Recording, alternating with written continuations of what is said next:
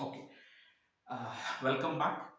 So, in my previous session, we had discussed about the ER diagram, the basics of the ER diagram, like what all components are required to create an ER diagram we had seen. So today we shall draw ER diagram for the college management system.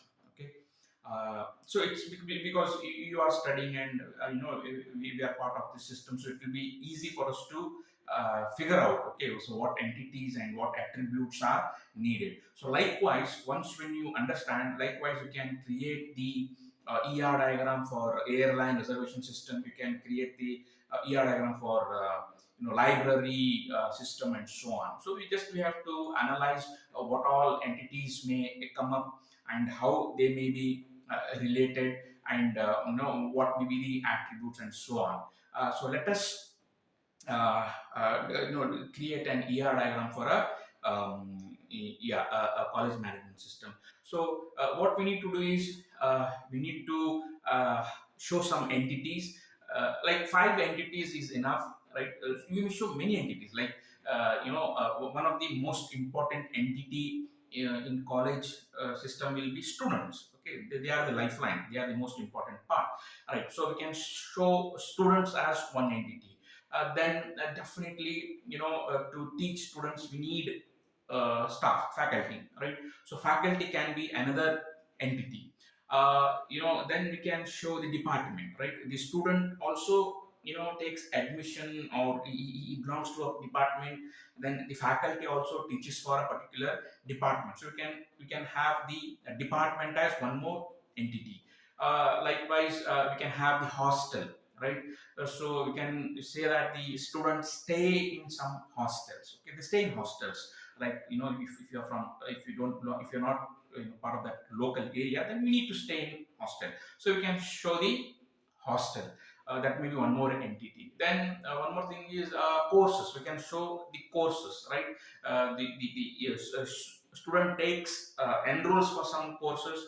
The faculty also teaches in some courses. So like this, these five entities we shall draw. So like this, you can have a few more entities like examination section. Okay, so that also one important, because at the end of the semester the student has to write the exams. You should know whether he has 3 months whatever effort he has put, whether he has understood or no, right? So we need to conduct some examinations, okay, not to check his intelligence, but what the faculty has explained, or whatever the teaching learning process has happened, so whether the understood that part. Okay, so we conduct some examinations.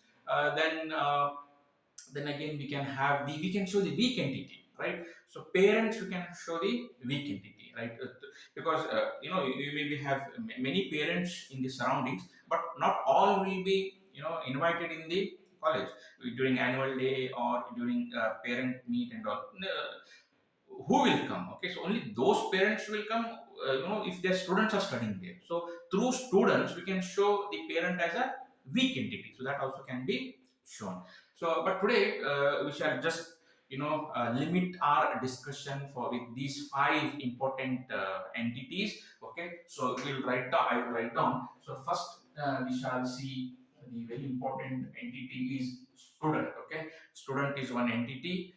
Then we shall have the faculty. Faculty will be one entity. Then we shall have hostel. Hostel will be one entity. Then we shall have department. So department will be one entity. Then we can have courses. Okay. So we can have this. So five entities I have drawn. So now it is looking very neat. So but once when I start drawing the ER diagram, it will look like a butterfly. Okay. So this all board will be covered, right? So now first thing is we will find out the relationship between these entities, right? Department. Department has students. Okay, a department has students, or student belongs to department, or that we can write. Okay, and stays student stays in hostel. Then student enrolls for courses. Okay, so simply cannot come for time pass here. Definitely he'll come to learn, so he will be enrolling for some courses. Okay, so in one semester he may be enrolling for 9, he may be enrolling for 7. In some colleges, it's left to the students how many courses he has to take. But in some if you're affiliated to any of the central universities and all, state universities and all, they'll prescribe how many subjects you have to take. Okay, so student enrolls for certain courses. Then faculty, teaches students or handles students and all, teaches students. Okay. Then faculty belongs to a department, right? So a faculty cannot, simply, hang there. So he has to be associated with one of the departments. So that faculty belongs to department, right? Still, if you want, yeah, faculty, faculty conducts courses or teaches courses. Okay, faculty handles courses. Okay, or ops courses. Yeah, I can just add anything. Okay, so faculty, he takes courses. Okay, yeah, so one faculty maybe teaching 2 courses, 3 courses, depends on that. Okay, so right, okay, fine. So this is the relationship. All right. So now we shall show the cardinality ratio. So many students stay in one hostel. Okay. You may be having many hostels like senior hostel, boys hostel, girls hostel, right, or junior. But in totality, so one student will belong to one particular hostel, and since we are having many students, so many students. They stay in one hostel. One hostel is having many students. Okay, so one department is having many students. Okay, so one computer science department may be having 180 students. Okay, then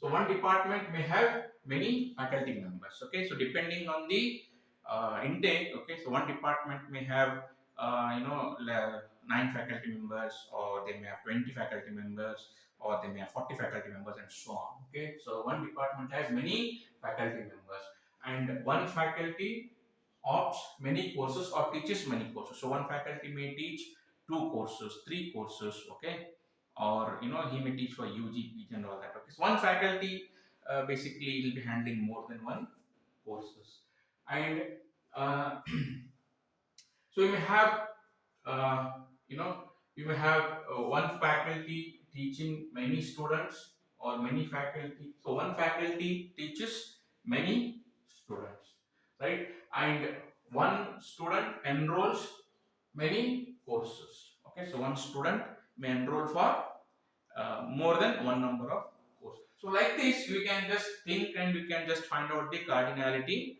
ratio. So that will be our second task. Okay. Then after that, after this we need to show the attributes. Okay, so each entity will be having certain attributes. So that attribute we need to show. That is how in the table we add the columns, right? So that attribute we need to show. So first we take the students. So and each entity should have a key attribute.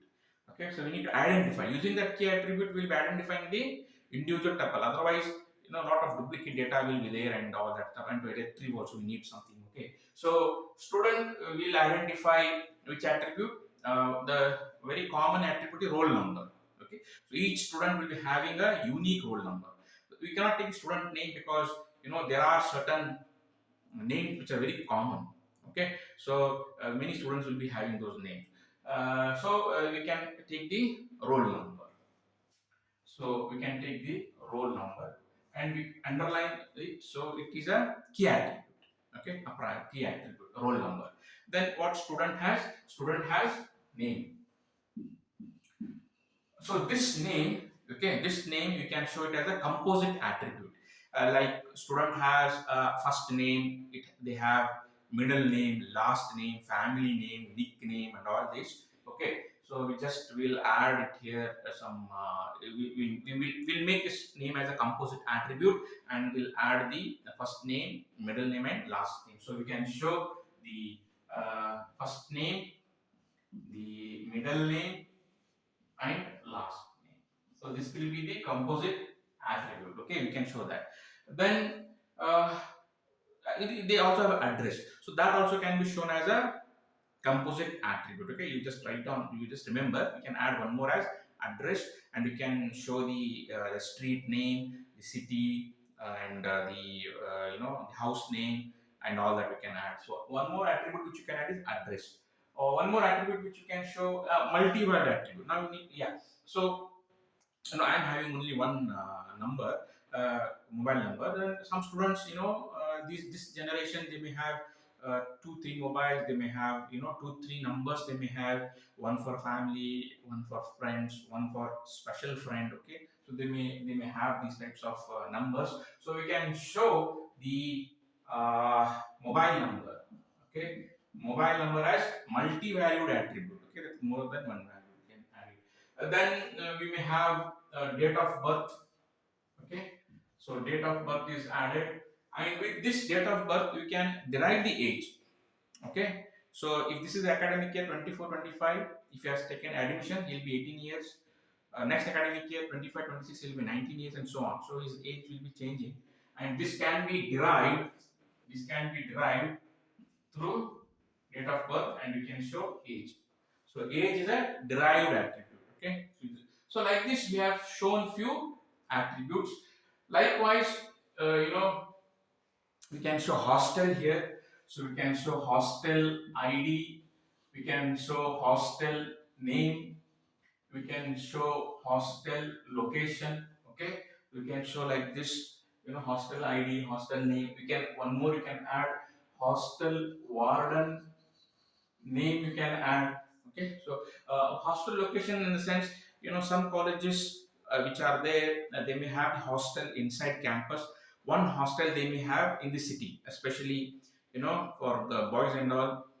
Just keep them in city so that they can enjoy evening, right? So like this also we can have. So we can show the where that location is, whether it is in campus or outside campus, and all. If you want, we can add that location. Hostel name also we can add, like they give a senior hostel, junior hostel, girls hostel, boys hostel, PG hostel, UG hostel. Okay, you can give the name.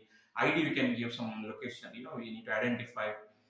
Then wardens will be there, so you can give the warden name and all. So like this, you can add a few more attributes. If you want, you can add the hostel. Then we have the department. So definitely department will have department ID, so which will be the primary key. So here hostel ID will be the primary key. Then you can have the department name, right? Like CSE, EC, mechanical, okay, robotics and all. You can have department name. Then you can have the head. Okay, so department head, you can have department head. You can add, then we can add the location, department location, we can add, right? So whether it is like you have Vishwesharaya block, APJ block, okay, or admin block, okay, or Newton block, like this you can add where it is, okay. So you can add department location, you can add department head, department name, department ID, which is the primary key, right? So like that, you can add for faculty, you can add the faculty ID, right? Each faculty will be given an ID, okay? So you might have seen that Aadhaar, okay? So it's a unique. So like that, faculty ID will be there just to identify for maybe for billing purpose and all, okay? So if you punch also, we can see our ID, we see the faculty ID. So through faculty ID, it will be easy for them to, if they want to search, okay, it will be easy, like that. So some faculty ID will be given, which will be the primary key. Then we can have the faculty name.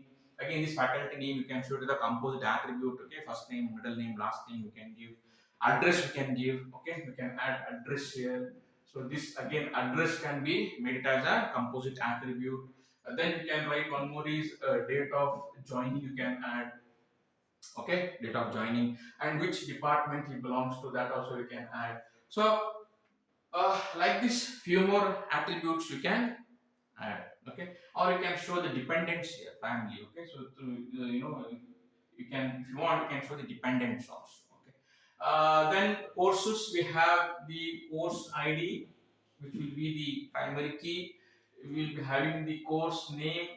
Okay, we can have the course name, and we can add the few more attributes if you want. We can add, okay, courses name, handled by, okay, below which department takes care, if it is like open elective and also that also we can add, okay, handled by department. Okay, so you can add that also, right? So like this, okay, so like this you can create an ER diagram. Okay, so no need to mug up or by heart. Okay, just try to analyze. Right, so we have done for college bank system. Likewise, you can try for you can try for airline reservation. Just you need to figure out what may be the entities, what may be the relationship between those entities, and what will be the attributes for that. Okay, so like this you can visualize and you can construct an ER diagram for any system, any management system. Okay, so thank you. Have a great. Thank you.